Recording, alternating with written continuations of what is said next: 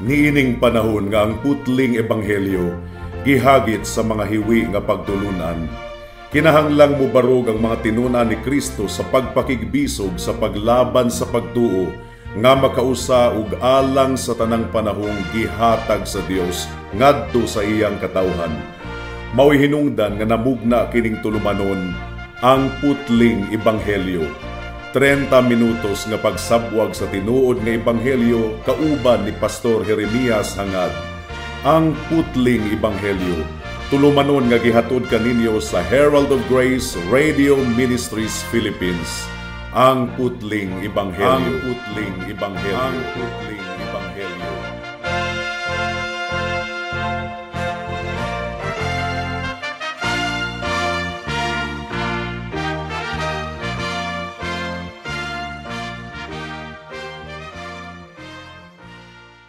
Special greetings sa tanang mga regular nga tigpaminawan sa atong panagsibya dinhi sa kahanginan ug espesyal nga pagpanimbaya sa akong 96 years old nga lolo nga si Isabelo Lauri Sr. ug sa akong 74 years old nga nanay nga si Nanay Kunsing nga naminaw karon. Alang sa pagpamalandong sa pulong sa Ginoo, please turn with me to Romans chapter 6 verse 21 hangtod sa 22. Ang giingon dinhi: busa unsa bagayod ang bunga nga naani ninyo sa mga butang nga karon gikaulaw na ninyo. Tungod kay ang sangputan ni anang mga butanga kamatayon. Apan karon nga gipalingkawas na kamo sa kasalanan ug nahimong mga ulipon sa Dios nga namunga man usab og pagkabalaan, ang sangputan mao ang kinabuhing walay katapusan. May the Lord bless the proclamation of His word at this moment. Review usa kita mga kaigsuunan, gilarawan ni Pablo ang atong pinasahi ug kahibulungan nga pagkahiusa diha kang Kristo sukad pa sa ikaduhang bahin sa chapter 5. Pagsulod nato sa chapter 6, gipasabot ni Pablo ang mga benepisyo niini nga kamatuoran nga tungod sa atong pagkahiusa diha kang Kristo, namatay na kita gikan sa pagbulutan sa sala. Ang kamatayon ni Kristo nahimong atong kamatayon. Romans chapter 6 verse 3. O wala ba ninyo masayri nga kamong tanan nga mga nabautismuhan diha kang Kristo Jesus, mga nabautismuhan ngadto sa iyang kamatayon? So gidescribe ni Pablo ang atong posisyon. Ato kining nabatunan diha kang Kristo, namatay kita gikan sa pagbulutan sa sala ug sa kamatayon. Ang giingon ni Pablo nga sanglit kining mga butanga tinuod diha kaninyo, sanglit na hiusa na kamo diha kang Kristo sa iyang kamatayon, paglubong ug pagkabanhaw, ug sanglit ang daang pagkatawo namatay na ug ang lawas sa kasalanan na deactivate na, ug sanglit namatay na kamo gikan sa pagbulutan sa sala ug nabuhi na kamo diha kang Kristo. Verse 12, therefore, busa ayaw paharia ang sala sa inyong mortal nga lawas. Ayaw itugyan ang mga bahin sa inyong lawas, ingon nga instrumento sa pagkadautan. Ug sa verse 14, mga kaigsunan, gisulti ni Pablo kanato nganong ang sala dili na makahari sa kinabuhi sa usa ka magtotoo. Ang giingon sa verse 14, tungod kay ang kasalanan dili na makahari diha kaninyo, tungod kay wala kamo nahailalom sa balaod kundili nahailalom sa grasya.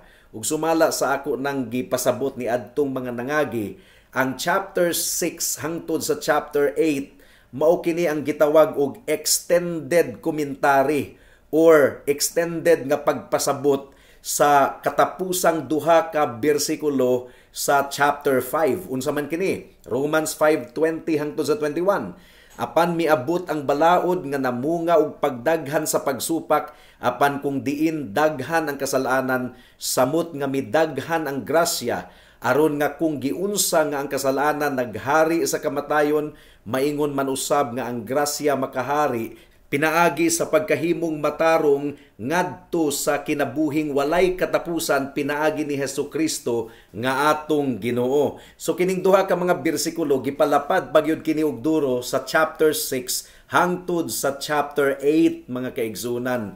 Ug makita nato ang kinaiyahan sa balaod sa chapter 7, pero atong matikdan niini nga bahin nga giingon ni Pablo nga ang grasya maghari pinaagi sa pagkamatarong ngadto sa kinabuhing dayon pinaagi kang Hesukristo nga atong Ginoo. Ang buti pasabot niini ilalom sa grasya ang pagkamatarong naghari. Ang mga tinuod nga Kristohanon dili magkinabuhi sa pagpakasala. Tungod kay si Kristo nahimong pinakadakong tinguha sa atong kasing-kasing. Gidakop ni Kristo ang atong kasing-kasing, ang atong hunahuna, ang atong kabubuton, ang tibuok natong kinabuhi. So unsaon man nga ang tinuod nga magtotoo nga nahigugma kang Kristo magkinabuhi diha sa sala. Dili gayud kini ma-imagine. Ug karon gihatag ni Pablo, gipakita niya ang usa ka thought-provoking nga pangutana kaning makapaminsar gayud ta og duro. Verse 21 hangtod sa verse 22.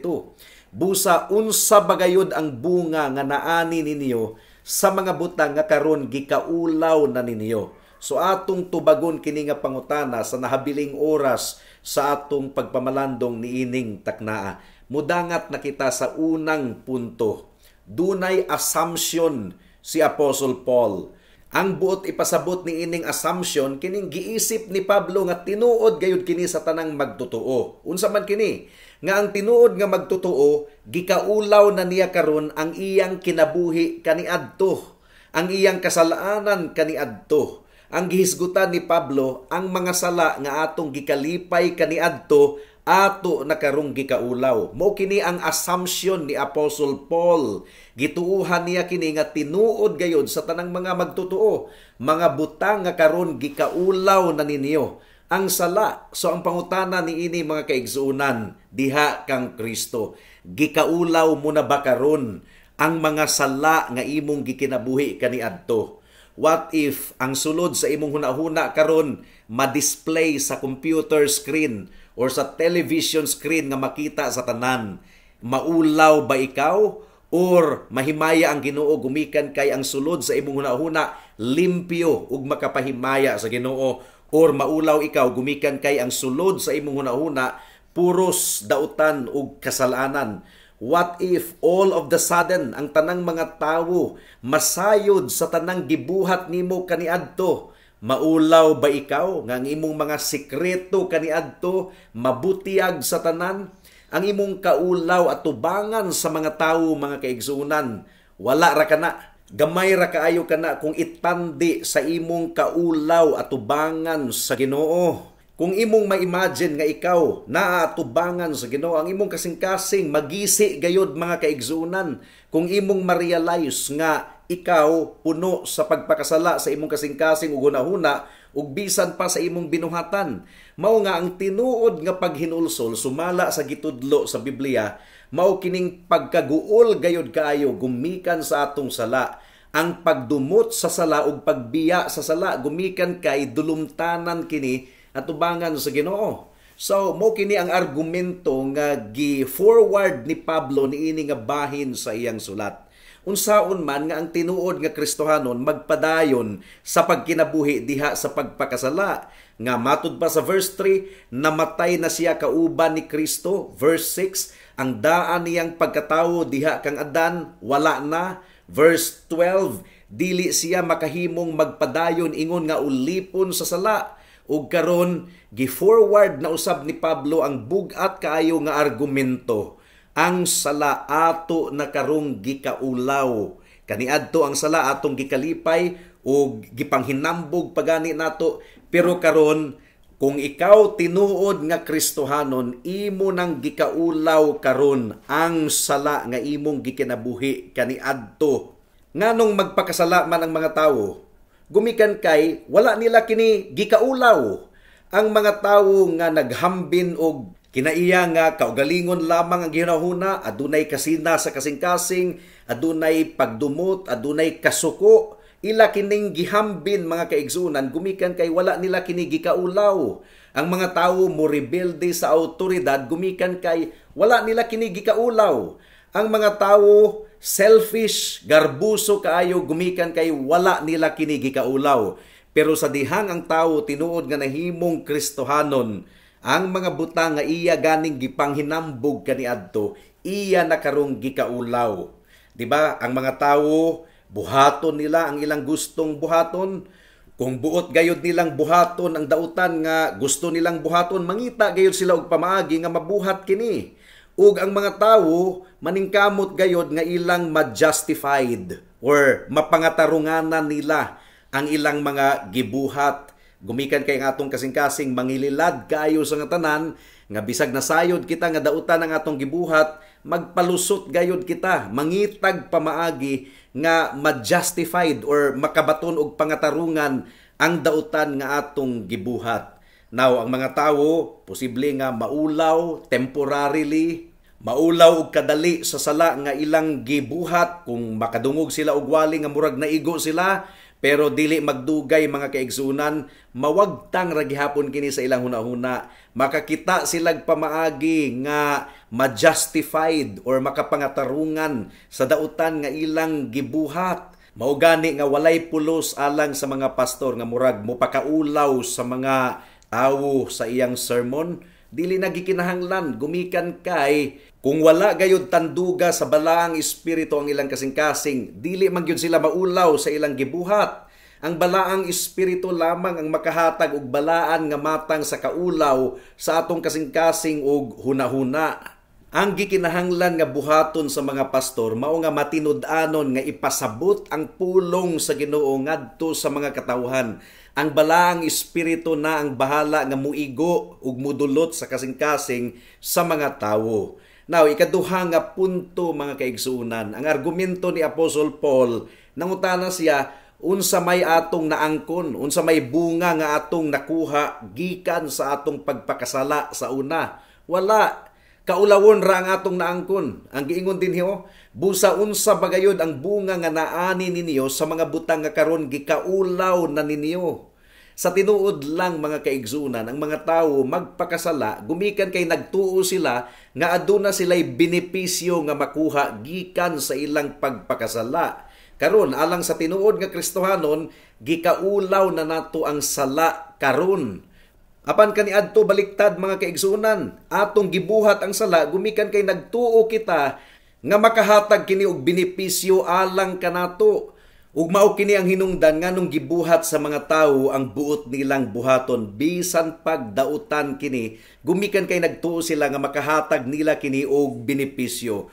Ug bisan pa og nagpakasala sila, ang ilang nakita positibo nga butang nga ilang maangkon sa ilang pagpakasala. Mao kini gitawag sa Biblia nga pleasures of sin or kalipay diha sa pagpakasala. Hebrews chapter 11 verse 24 hangtod sa 25. Ang giingon dinhi, diha sa pagtuo ni adtong anaa na sa hustong pangidaron si Moises, mibalibad siya nga pagatawgong anak sa anak nga babayi ni Faraon, nga gipili pagani niya ang makauban sa pagkadinaog-daog sa katawhan sa Dios kaysa makabaton og temporaryong kalipay diha sa kasalanan. Ang kasalanan di ay mga kaigsuunan makahatag kuno kini og temporaryo nga kalipay. So katuo gayud ang mga dili Kristohanon nga makabenepisyo sila sa sala. Pero niadtong nahimo kitang tinuod nga magtutuo kang Kristo, nakita nato nga walay benepisyo ang sala. Kaulawon gani ang atong naangkon. Gumikan kay nahailalom kita sa tunglo ug pagdumot sa Ginoo gumikan sa atong sala. Ang mga tawo buot gayud nilang adtuan ang usa ka butang nga makahatag kanila og kalipay. Kung unsa ang butang nga adunay kasakit, ilang talikdan kini ug muadto sila sa mga butang nga makahatag nila og kalipay. Kaniadto mga kaigsunan ang mga dili Kristohanon, I'm talking to fellow believers in the Lord Jesus Christ. Gibuhat nato ang sala, gumikan kay nagtuo kita nga makahatag nato kini og kalipay, makahatag nato og benepisyo. Ug atong gilikayan ang mga butang nga iya sa Ginoo, gumikan kay wala kitay nakita nga benepisyo niini. Ang wali mga kaigsunan kaniadto katulgon kita, kapoy kaayong paminawon. Pero nahimong baliktad ang tanan niadtong gihatagan kita sa Ginoo og bag-ong kasing-kasing. Ang pulong sa Ginoo mauna karon ang atong gitinguha, gumikan kay pagkaon kini sa atong kalag. Ang Biblia tataw kayong nagpasabot nga ang dili magtotoo nahigugma gayod sa sala kaysa nahigugma kang Kristo. John chapter 3 verse 19 ang giingon dinhi, ug mao kini ang paghukom nga mianhi ang suga sa kalibutan ug gihigugma pa sa mga tawo ang kangitngit kaysa kahayag tungod kay ang ilang mga buhat dautan man. Mao gani nga kung papilion ang usa ka tawo nga wala pa diha kang Kristo, sala or ang atong Ginoo, ang ilang pilion ang pagpakasala gumikan kay nagtuo sila nga makahatag nila kini og kalipay. Ang mga tawo sa tibuok kalibutan, majority of them, mas nahigugma sa kahilayan kaysa sa nahigugma sa Dios. 2 Timothy chapter 3 verse 4 hangtod sa verse 5 ang gingon dinhi, mga maluibon, mga gahi ug ulo, mga mapahitason, mga mahigugmaon sa kahilayan imbis nga mga mahigugmaon sa Dios, nga adunay hitsura sa pagkabalaan apan gisalikway ang gahom niini. Palayo usab gikan niining mga tawhana. Ang pangutana mga kaigsunan, nganong ang mga tawo di man ganahan mubasa sa pulong sa Ginoo? Nganong ang mga tawo dili man moampo? Nganong ang mga tawo dili man ganahan moadto sa simbahan? Gumikan kay kining mga butanga dili makahatag nila og kalipay. Ngano man nga adunay mga tawo nga nag-angkon nga Christian pero dali ra kaayo alang kanila ang pag-absent sa panimbahon sa adlawng Domingo. Gumikan kay wala sila'y kalipay nga nakita niini. Pero ang mga kahilayan sa kalibutan adunay kalipay kuno nga nahatag niining mga butanga ngadto kanila. Mao kini ang bakak kaayo sa tanan mga kaigsunan sa sala. Nga ang sala kuno makahatag kanato og kalipay. Ang sala sa tinuod lang mga kaigsunan mangililad. Hebrews chapter 3 verse 13 ang giingon dinhi. Apan pagtinambagay kamo sa usag-usa sa matag adlaw, samtang gitawag pa kini og karon, aron walay si bisag kinsa nga pagahion sa pagkamalimbungon sa kasalanan. So ang kasalanan di ay mga kaigsunan limbungan.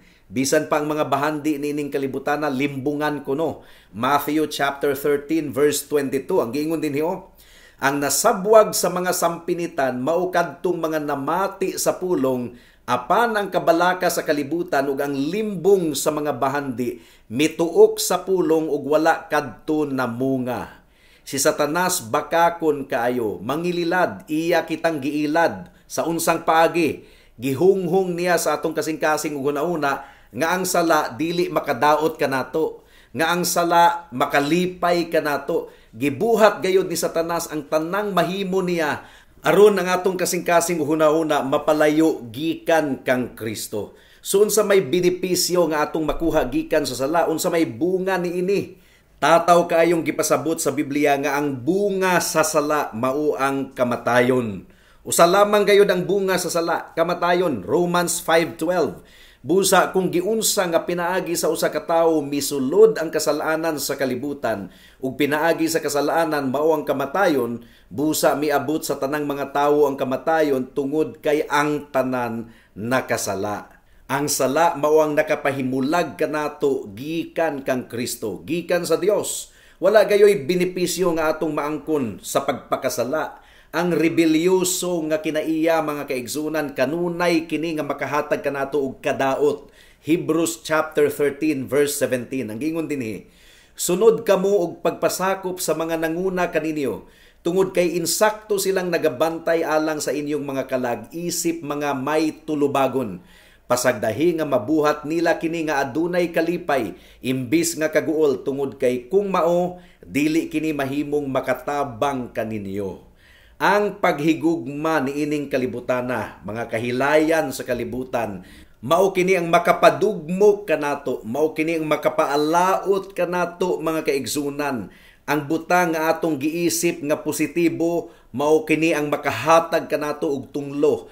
1 Timothy chapter 6 verse 8 hangtod sa 11 ang giingon dinhi, apan kung kita adunay pagkaon og biste, makontento na kita niining mga butanga. Apan ang mga nagtinguha nga madato, mahulog sa pagtintal ug malitag sa daghang mga binuang ug makapasakit nga kailibgon, nga maoy makapalunod sa mga tawo ngadto sa kalaglagan ug pagkaalaot.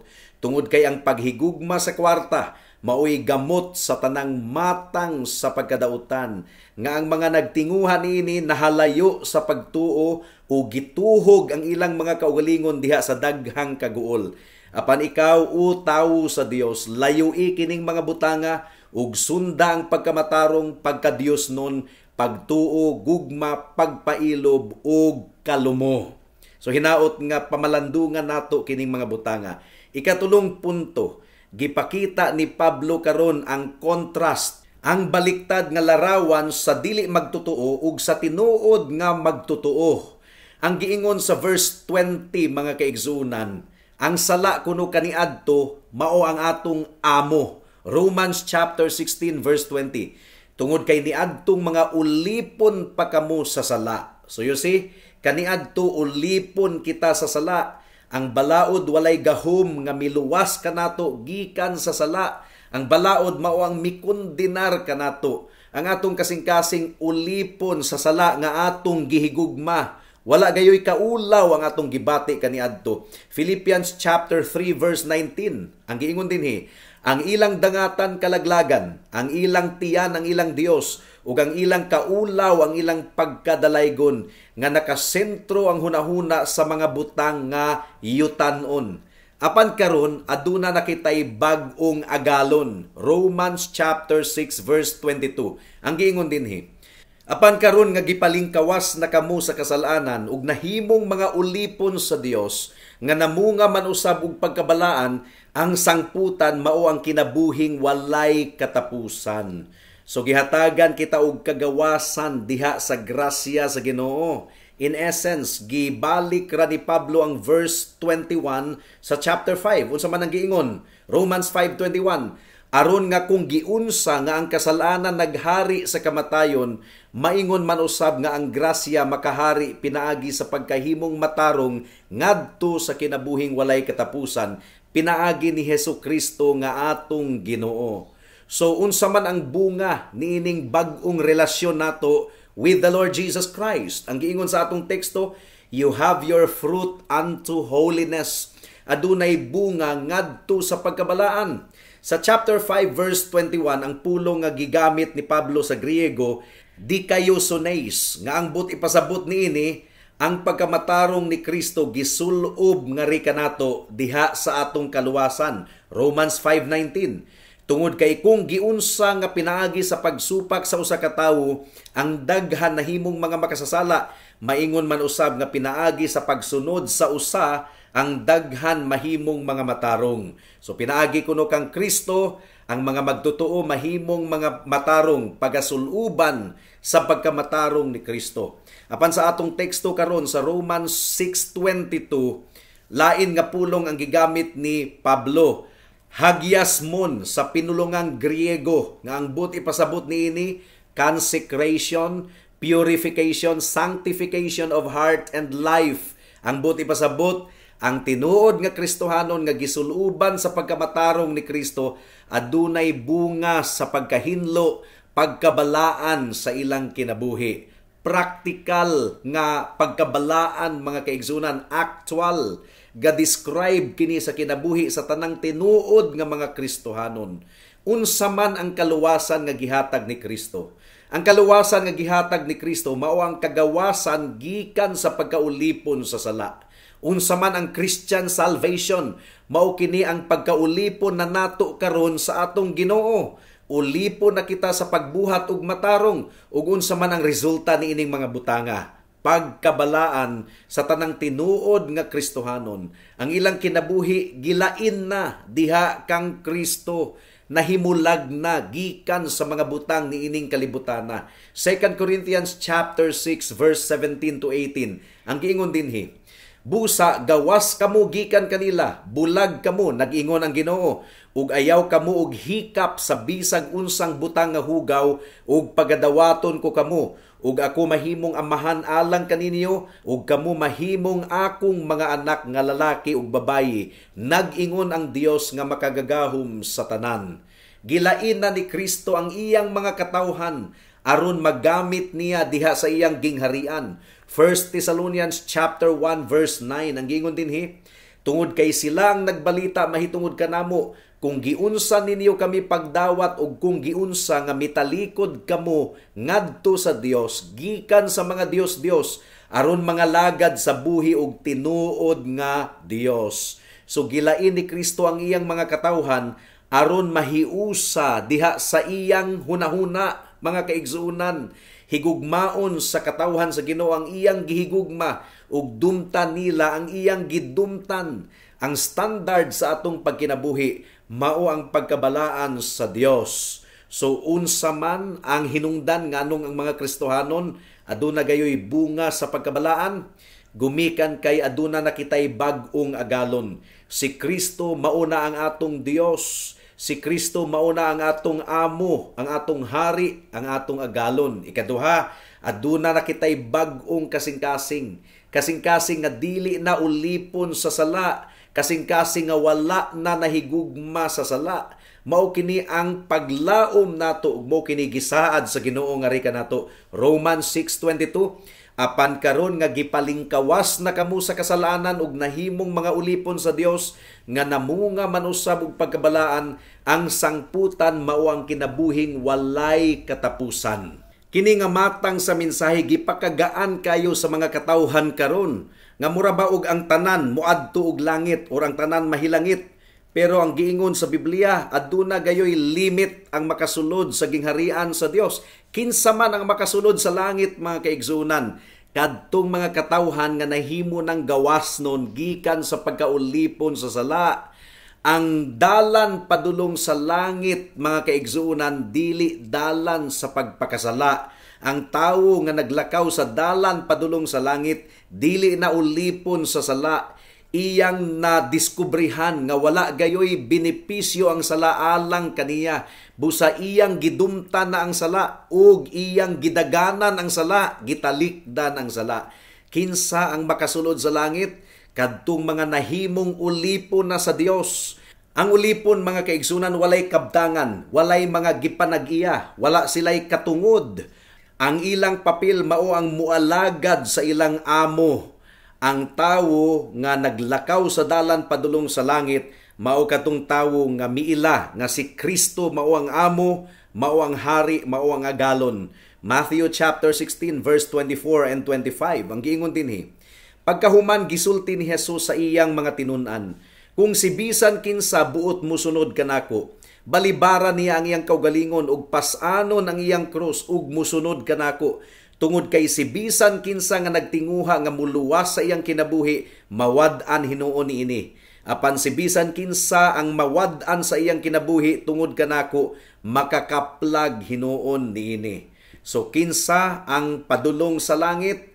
Ang mga tawo nga namunga og pagkabalaan sa ilang kinabuhi. Kay mo kini pagpamatuod nga sila giluwas na ni Kristo. Hebrews chapter 12 verse 14. Ang giingon dinhi, gukda ninyo ang kalinaw alang sa tanan ug ang pagkabalaan nga kung wala niini walay si bisan kinsa nga makakita sa Dios. Unsaon man mga kahigalaan nga ang usa ka tawo makasulod sa langit, ang giingon ni Kristo, jutay lamang ang makasulod sa langit, gamay ra, dili daghan. Luke chapter 13 verse 24, ang giingon dinhi, paningkamuti ninyo nga makasulod sa huot nga pultahan. Tungod kay ako magaingon kaninyo nga daghan ang maningkamot nga musulod ug dili makasulod. Sa tinuod lamang nga pagkaistorya, mga kaigsuunan, wala gayoy makasulod sa langit sa kaugalingon niya nga kusog. Mao gani nga gikinahanglan nato ang grasya sa Ginoo aron kita maluwas. Ang kaluwasan pinaagi lamang sa grasya nga atong madawat pinaagi sa pagtuo kang Kristo ingon nga atong Dios ug manluluwas. Pagtuo sa iyang dugo ug sa iyang pagkamatarong. Mao gani nga kung nasabda nato nga ang atong kaluwasan dili pinaagi sa atong buhat, kun dili pinaagi lamang sa grasya, ang tanang dungog ug himaya anaa lamang gayud sa Dios. Anaa lamang sa atong Ginoong Hesukristo, wala kitay ikapanghinambog. Romans chapter 5 verse 20 hangtod sa 21. Apan miabot ang balaod nga namunga og pagdaghan sa pagsupak, apan kung diin daghan ang kasalanan, samot nga midaghan ang grasya, aron nga kung giunsa nga ang kasalanan naghari sa kamatayon, maingon man usab nga ang grasya makahari pinaagi sa pagkahimong matarong ngadto sa kinabuhing walay katapusan pinaagi ni Hesukristo nga atong Ginoo. Busa higala duol kang Kristo. Ang grasya sa kaluwasan, bisag unsa ka dako sa imong sala, bisag unsa ka bugat, bisag unsa ka itom, kayang papason kini sa dugo ni Kristo. Grasya gayud kaayo pag hinulsol sa imong sala ug salig lamang kang Kristo alang sa imong kaluwasan ug ikaw maluwas. Buhata kini karon dayon kay basin ug ugma ulahi na ang tanan. Amen. Alang sa duga nga mga pangutana, mahimong mo text kang Pastor Jeremias hangad sa 0935-744-3030.